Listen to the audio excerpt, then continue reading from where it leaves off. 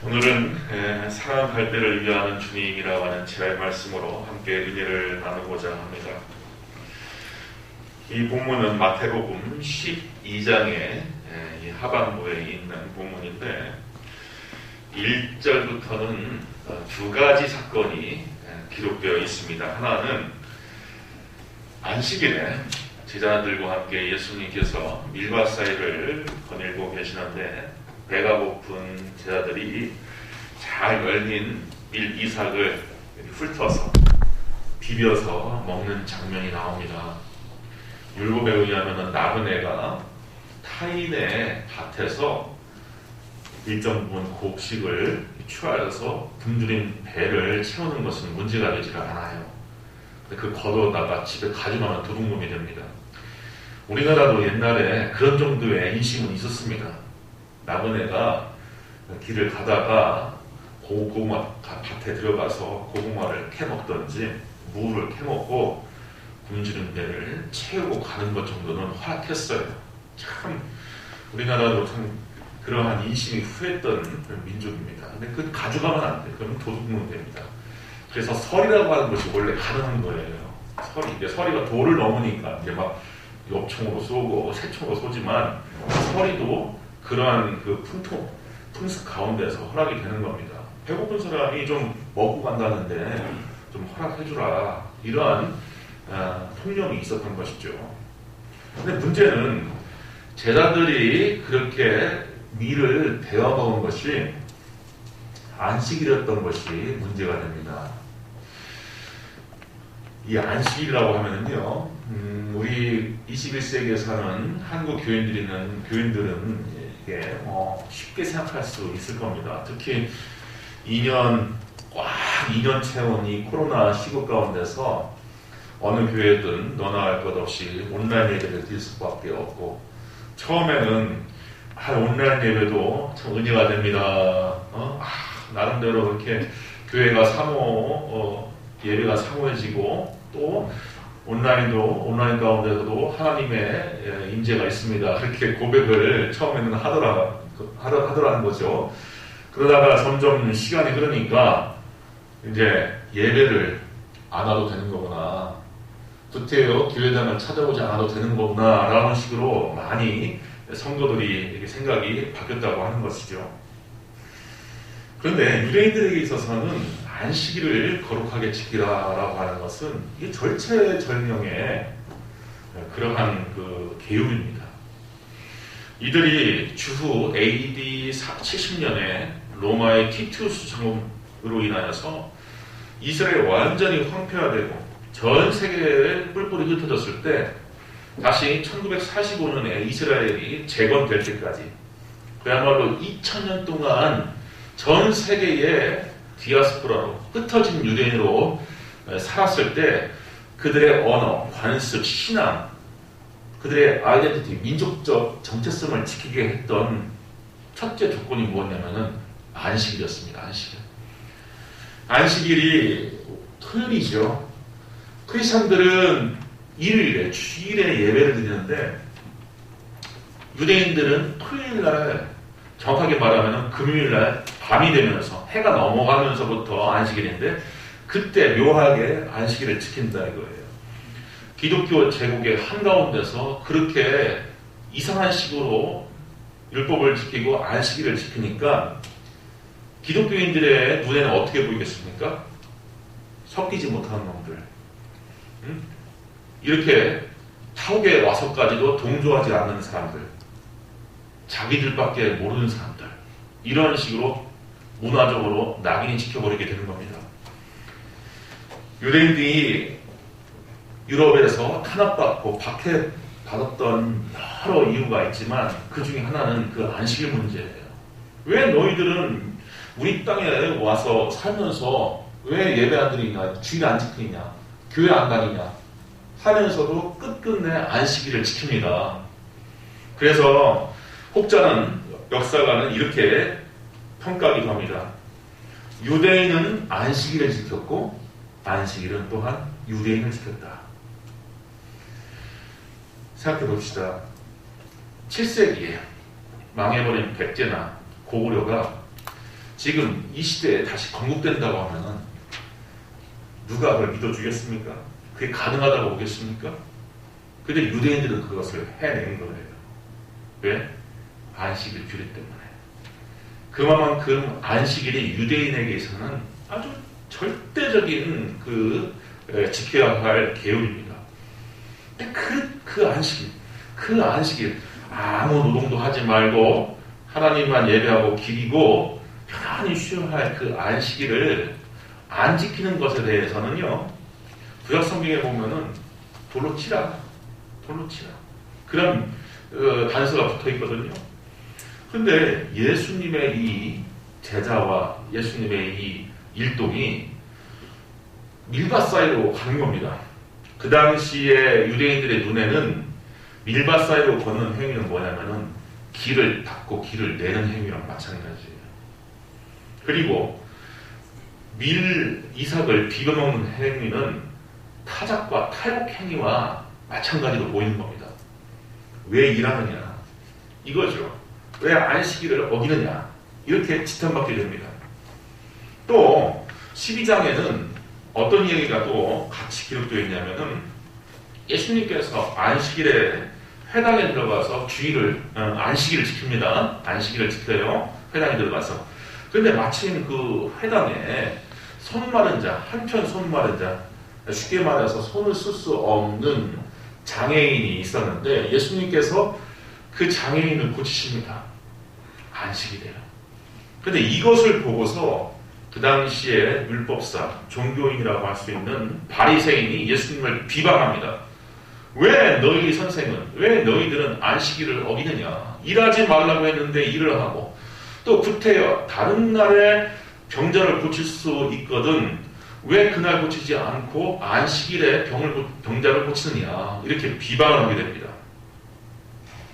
근데 이때 예수님께서 뭐라고 반문하시냐면 7절에 나는 자비를 원하고 제사를 원하지 않다 하는 구약성의 그 말씀, 그 뜻을 너희가 알았더라면은 나와 같은 무죄한 자를 정죄하지 않았을 것이다. 이렇게 말씀하시고요.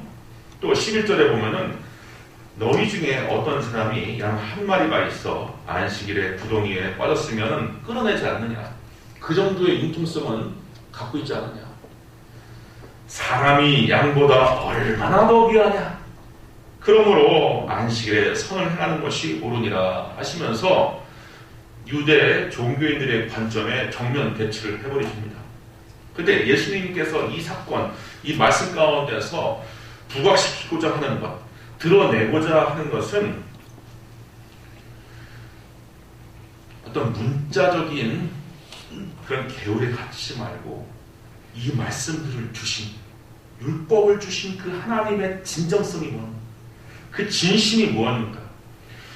이 말씀, 이 율법을 주신 하나님의 그 심중에 어떤 마음이 품겨져 있는가, 그걸 좀 캐치해봐라 하는 거예요. 우리 사랑하는 성도님들, 우리가 사회적으로는 종교인이고요, 또 교회 내에서는 그리스도를 신앙하는 하나님의 자녀들입니다. 그렇지만 정말로 종교인이라고 신앙인이라고 하더라도 우리의 머리에 싸늘한 교리만 남고 마음에 약한 사람, 우리의 이웃들, 또 사랑해야 할 사람들에 대한 사랑과 용서와 관용이 없어서는 우리가 진정으로 하나님의 발을 따르라고 할 수가 없습니다. 그 당시에 바리새인 같은 종교인들은 율법에 대해서는 해박하고 또 모든 조항들을 철저하게 지켰지만 그들에게 정작 없었던 것이 있어요. 무엇이냐면 약한 사람에 대한 동정과 불쌍한 마음, 이것이 그들에게는 없었습니다.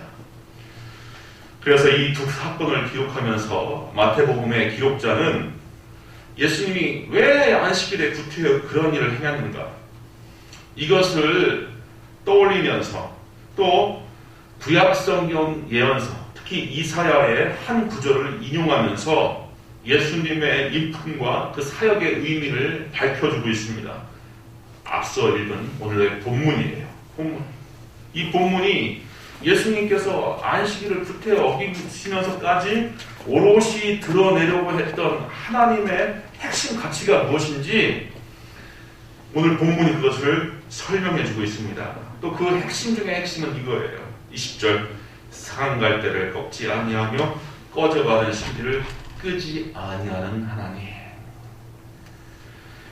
세상에서는요, 상한 갈대라면 더 꺾어야 되겠죠. 못 쓰는 초목, 못 쓰는 나무, 또 잡목들은 꺾고 화로에 집어넣어야 되겠죠. 또 기왕 돋아서 어둠을 밝히려고 했는데 어둠이 밝혀지지 않는 그런 무익하고 부족한 심지라면은 더 밝아서 꺼뜨려야 되겠죠.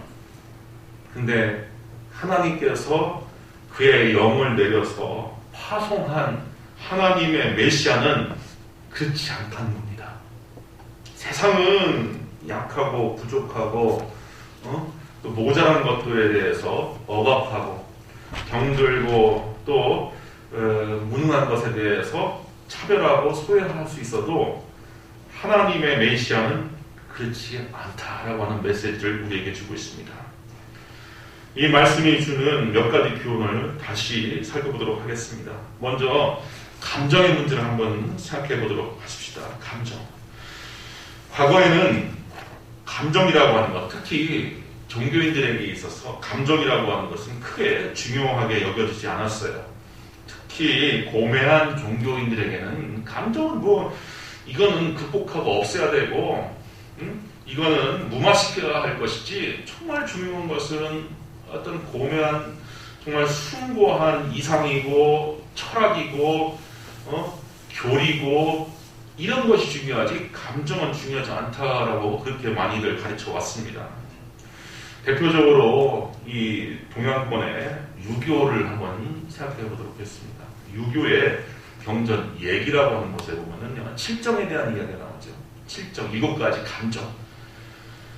희, 노, 에라, 에, 오, 욕이라고 해서 기쁨, 노여움, 슬픔, 두려움, 사랑, 미움, 욕망 이런 거는 다 저질이다. 그래서 인격이 함양된 군자들은 이러한 감정을 능히 통제할 수 있어야 되고 무마시킬 수 있어야 되고 없애버릴 수 있어야 된다. 그게 군자다. 좋습니다. 여기에 노여움이라든지 두려움이라든지 미움 이런 것들은 극복하고 없애야 되죠. 근데 긍정적인 감정까지도 질적으로 나쁘게 봤다는데 문제가 있습니다.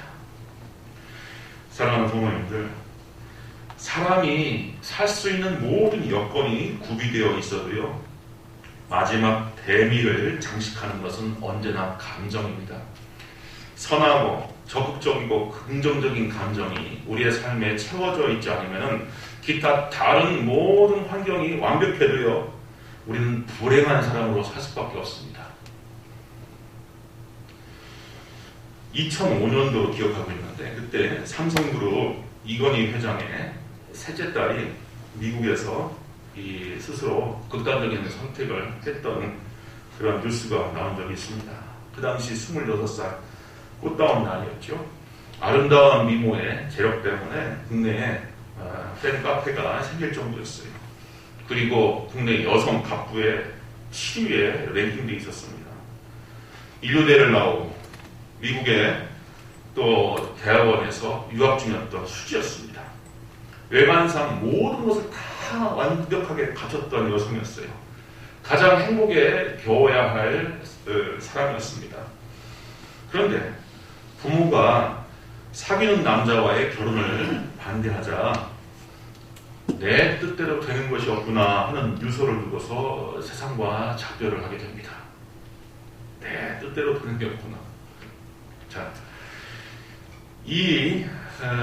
참 이해할 수 없지만 모든 것이 다 갖추어진 당사자라고 하더라도 사랑해야 할 사람을 사랑하지 못하고 또 이별을 해야 되고 갈라서야 되고 인정받지 못하는 이 부분에 대해서 생애의 가장 무거운 슬픔의 고통을 느꼈던 거예요. 이러한 사례를 찾아보자면은 무서워합니다. 아니, 멀쩡해 보이는데 다 갖추고 있는데 모든 것이 완벽해 보이는데 왜 저런 극단적인 선택을 하지? 우리가 그런 의문부를 붙일 수 있는 사례들이 너무나 많아요. 거의 10중 8번 다 감정의 문제입니다. 감정의 문제. 우리 옛날 어른들은 좀 유교적인 관습에 물들어서 기쁨과 감사나 즐거움이나 행복을 표현하는데 조금 모자람이 있었어요. 가령 이 애기 엄마들은 시부모 앞에서 자식 이뻐하는 그런 모습을 보이면 안 됐습니다. 그죠? 그럼 안 됐어요. 아이고 우리 새끼 이쁘다, 내 자식 이쁘다, 이거 보이면 안 됐어요. 또 가령 손자가 직장에 딱 합격했어도 뭐 시아버지가 이렇게 막 함께 기뻐하기보다는 그냥 한번 하면서 야, 며느라기야, 그 애 입고 다닐 양복은 맞췄느냐, 뭐 이런 식으로 이 감정을 우회를 했어요. 이게 미덕이라고 생각했죠. 그러나 우리는 성경적인 가치관과 인간관으로 돌아와서 다시 한번 점검해 봅시다. 성경은 기뻐해야 할 때 기뻐하고, 감사해야 할 때 감사하고, 즐거워할 때 즐거워하고, 이웃과 더불어 함께 우려할 자들에게 더불어서 함께 울고, 기뻐할 자와 함께 얼싸안고 기뻐하라고 가르치고 있어요. 성경은 반복적으로 즐거워하라, 기뻐하라, 감사하라 권하고 있습니다. 특히 예수님은 또 서로 사랑하라. 이것이 너에게 주는 새로운 계명, 으뜸이다.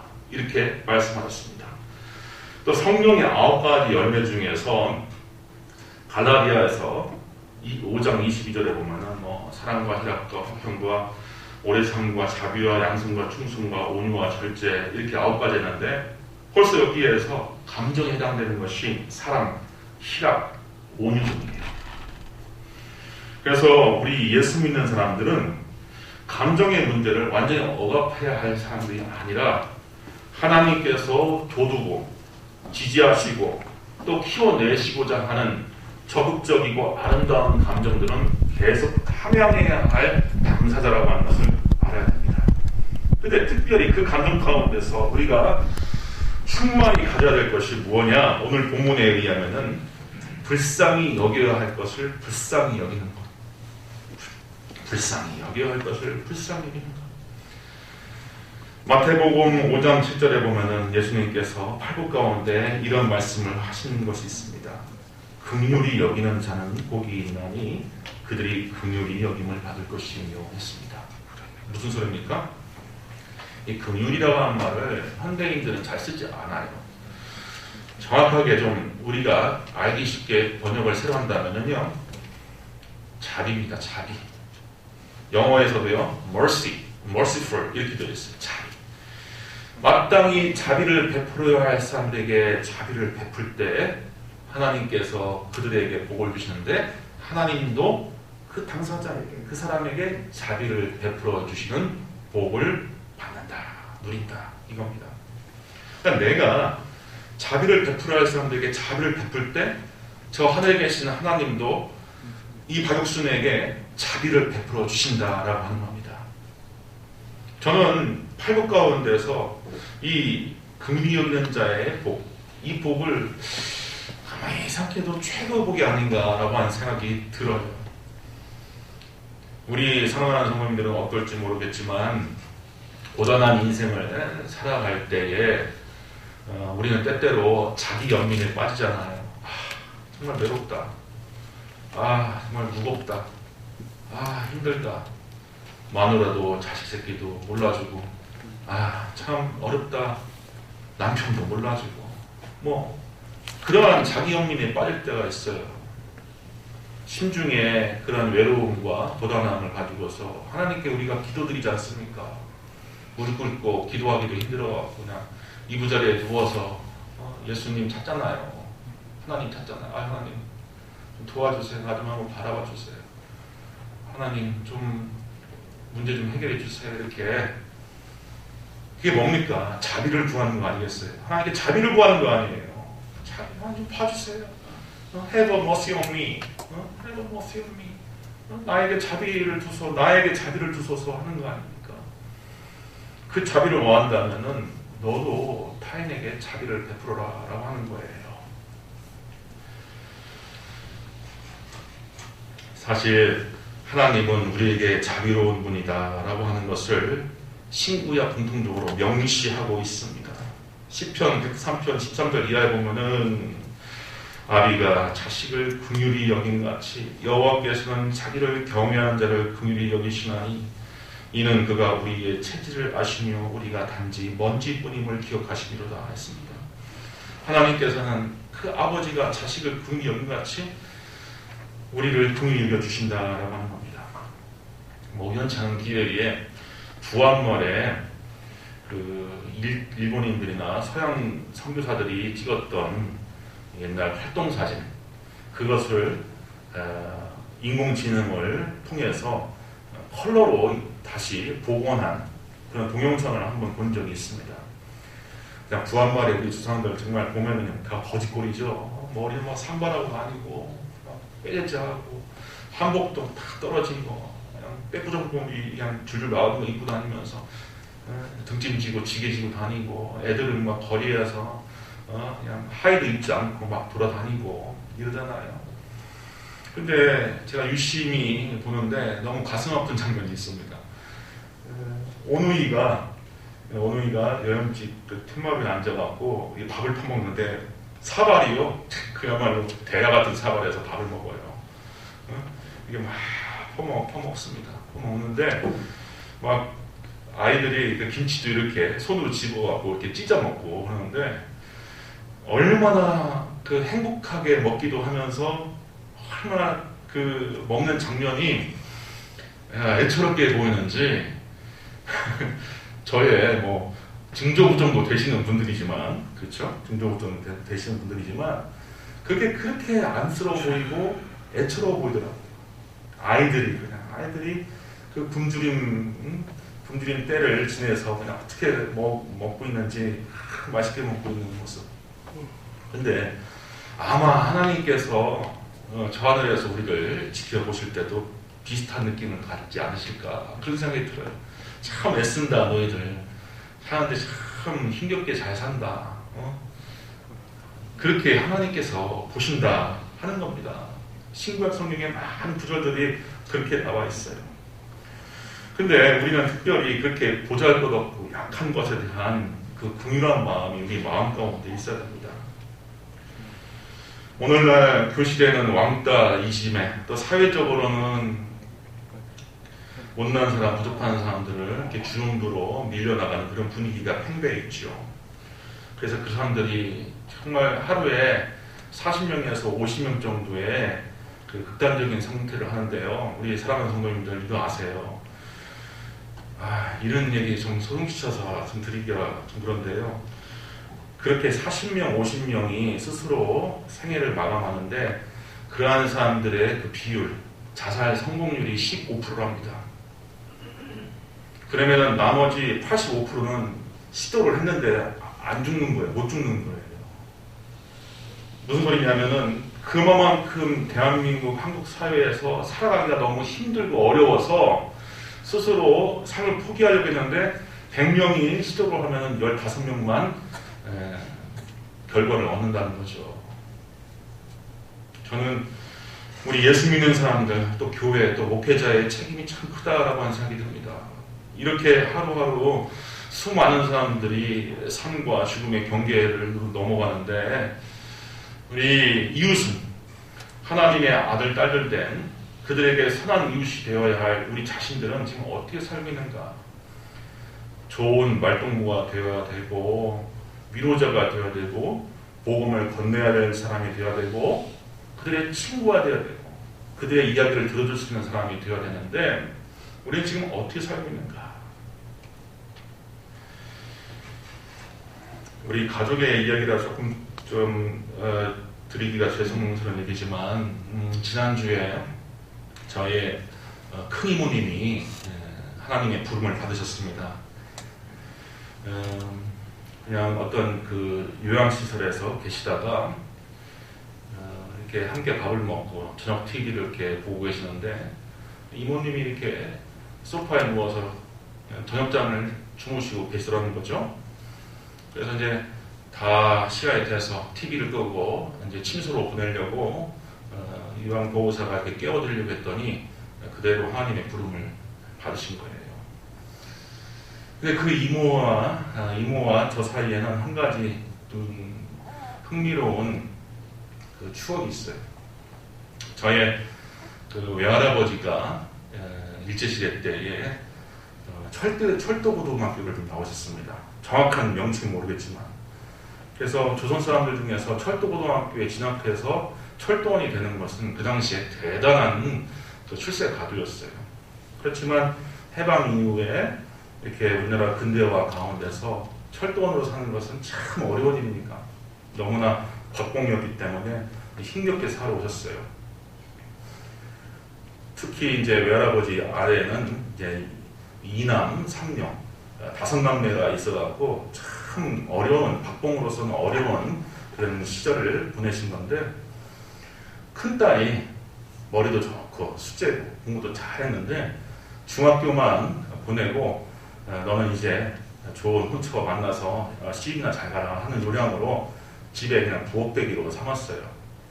그런데 이 큰딸, 지난주에 돌아가셨던 저희 이모님 되시는 분은 항상 성격이 여자고 내성적이고 소극적이고 또 사색을 즐겨하고 그러한 성품의 주인공이었답니다. 근데 이제 남모르는 부러움과 남모르는 그 낭만이 있었어요. 친구들은 다 이렇게 교복 입고서 읍내를 그래도 활보하면은요, 친구들 피해서 빨랫감 가지고 시내터에 가고 그렇게 몰래 그리고 이웃 동네에 좀 연정을 품었던 남학생이 멋있는 고등학교 옷을 입고서 이렇게 지나가면요, 건물 뒤로 숨어서 지나갈 때까지 이렇게 숨어서 보고 이런 분이셨어요. 근데 이제 이분이 참 큰 문제를 얻게 되었는데, 제가 어렸을 때 저희 이제 외할아버지 집을 이렇게 가면은 외할아버지 집이 그 조치원역 관사였습니다. 관사. 그 적산 가옥이라고 해서 일본 사람들이 두고 간 그 가옥을 관사로 썼었는데, 이제 뭐 어머니가 친정 가고 같이 밥을 먹다가 이게 밥을 이렇게 치울 때 되면은 바가지에다가 남은 반찬, 국 같은 거 뭐 말아갖고 어디를 들고 가요.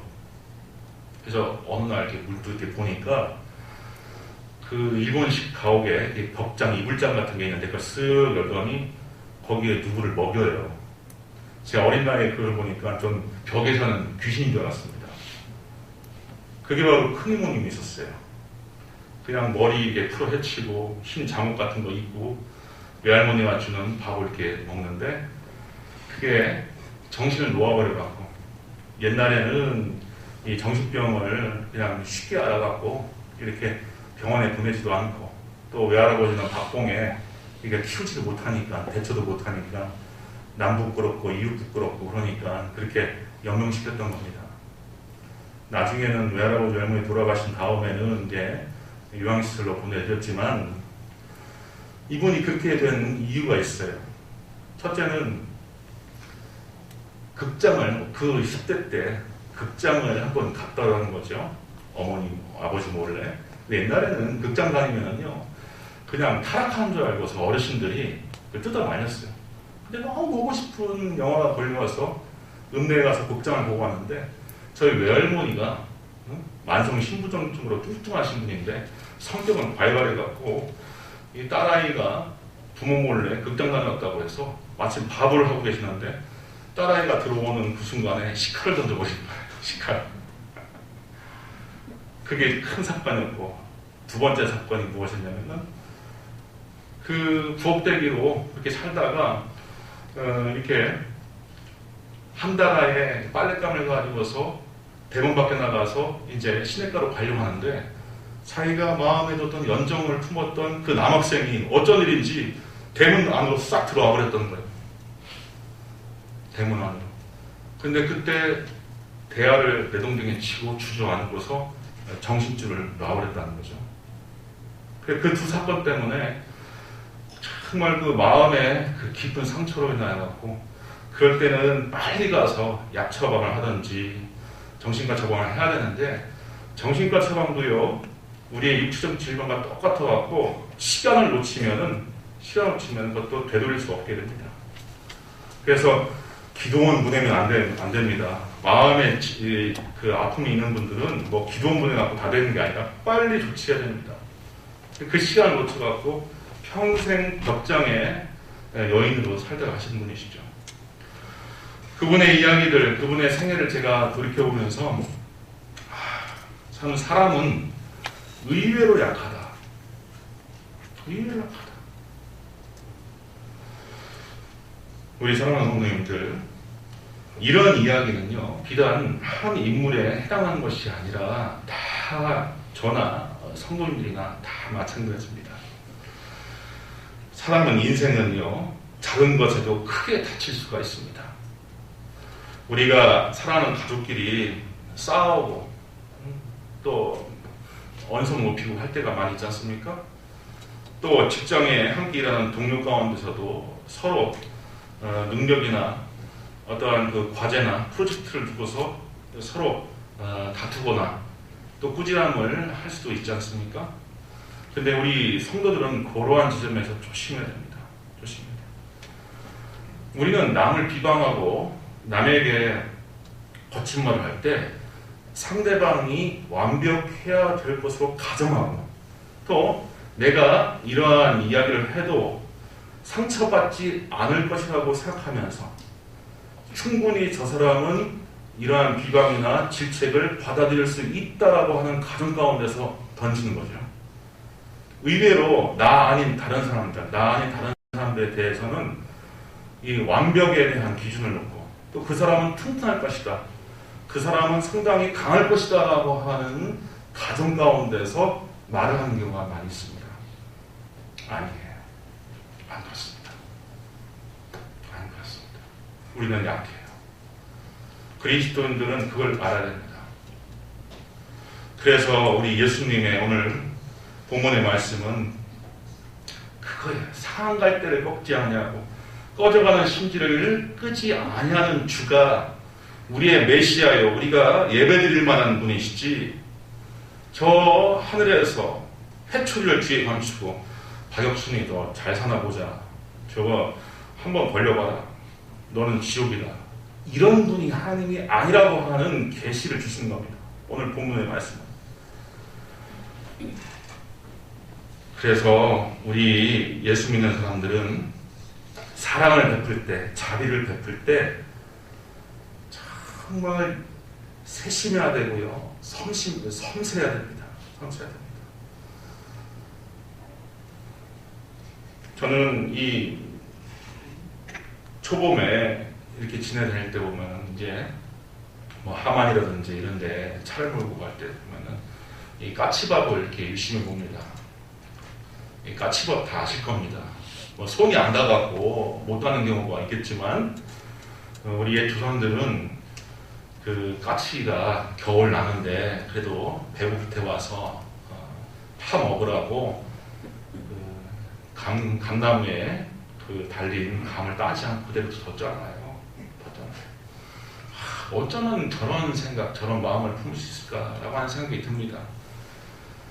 그렇게 자꾸 하찮은 미물이라 하더라도 거기에 대한 마음을 두는 것, 마음을 써주는 것, 이게 하나님의 마음입니다. 이게 하나님의 마음이에요.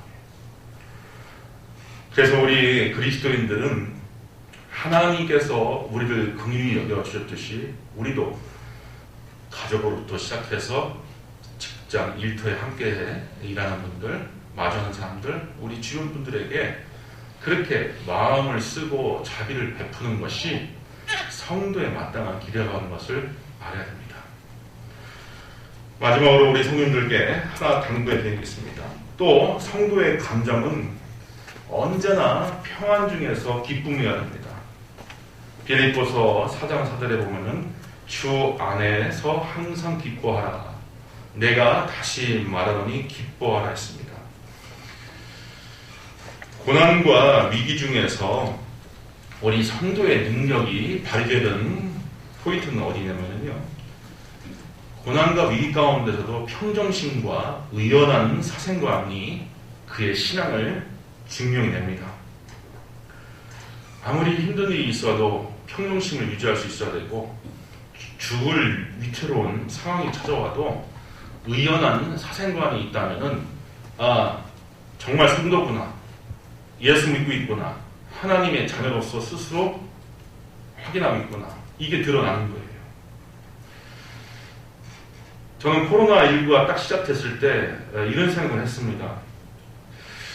이거 장마철에 습기 없애는 것만큼 이거 힘들겠다. 장마철에 습기 없앨 수 있겠습니까? 못 막는다. 너무 그 확산력이 빠른 바이러스이기 때문에 못 막는다. 그리고 언젠가는 방역이 흐지부지 되다가 어정쩡하게 평상으로 돌아올 것이다 라고 하는 생각이 들었어요. 근데 이렇게 시대상이 어려워진 것은, 저는 첫째는 언론의 황색 언론도 우리 대중들의 이목을 계속 붙들고 있어야 됩니다. 계속 뉴스 매체는 뉴스 매체다, CNN은 CNN, YTN은 YTN, 계속 우리의 이목을 집중시켜야지 광고도 따고 언론사도 돌아갑니다. 여기에 또 부하가 내동한 것이 정치인이고, 그럼 우리 대중들은 문제가 없느냐? 저는 이 현대 문명에 있어서 죽음에 대해서 살아하지 않고 사는 이 현대 문명에 문제가 있다고 봐요. 젊은 사람들은 늙지 않을 것처럼 착각하고 살고 있어요. 그게 가능합니까? 아니에요. 젊은 사람은 반드시 늙어요. 그리고 산 사람은 반드시 죽습니다. 근데 성경에 보면 전도서 7장 4절에 지혜자의 마음은 추성집에 있으되 우매한 자의 마음은 혼인집에 있느니라 했어요. 언젠가 주님의 부름을 받아야 될 것. 여기에 대한 의식이 있어야 되는 거예요. 젊은 사람도 마찬가지입니다. 젊은 사람도 마찬가지. 언젠가 주님 앞에 내가 당도한다. 온 순서는 있어도 가는 순서 없어요. 저도 제 동기나 친구들 중에서 여러 하늘나라로 떠나보냈습니다. 그거 참 알 수 없습니다. 중세의 수도자들은, 중세의 교회 수도자들은 수도원에서 서로 마주칠 때 나누는 인사가 메멘토 모리였어요. 메멘토 모리. 라틴어로 죽음을 기억하라. 죽음을 기억하라. 이게 그들의 나누는 평상시의 인사였습니다. 근데 오늘날 이 현대 문명이 종교성도 없어지고 영성도 치워버리고 먹자, 부어라, 마시자, 누리자, 갖자, 소유하자 이렇게만 나가다가 이런 코로나 바이러스의 이런 그 죽음에 임박한 그 상황이 몰려오자 지금 다 공황 상태인 거예요. 다 공황 상태. 지금 2년을 우리가 버텨봤지만 이렇게 살 수 있겠습니까? 우리 청소년들 2년 동안 추억이 없어요. 또 지금 소상공인들 정말 피눈물 납니다. 우리 성도님들 가운데서도 자영업 하신 분들이 더러 있어요. 제가 한 달에 한 번은 만납니다. 한 달에 한 번 만나요. 특정하진 않겠지만 정말 이러면 안 돼요. 이렇게 살 수는 없습니다. 근본적인 문제는 전 뭐라고 보냐면은 옛 어르신들과 옛 문명과 달리 지금 현대 자본주의 문명은 죽음을 맛보면 안 될 것처럼 죽음이 없는 것처럼 가정하는 세월, 이것을 살기 때문에 문제예요. 제가 목사니까 하는 소리지만 사망권세는 그것을 두려워하지 않는 사람을 엄습하지 않습니다. 생사관이 그리스도 안에서 생사관이 분명한 사람은 죽음도 비교합니다. 죽음도 비교해요. 그래서 우리 성도의 감정은 언제나 평안 중에 기쁨이어야 되고 의연한 사생관이 있어야 됩니다. 본 회포 목사님은 돌아가시기 전에 나치에 투쟁하다가 돌아가시기 전에, 숨기기 전에 이런 마지막 유언을 남겼다고 하죠. 여러분, 이것은 나의 끝이 아닙니다. 영원한 삶의 시작일 뿐입니다. 이것은 끝이 아닙니다. 영원한 삶의 시작일 뿐입니다. 오늘 본문의 말씀은 이 세상과 달리 그리스도인들이 어떻게 살아야 될지 분명히 가르치는 지침이 있습니다.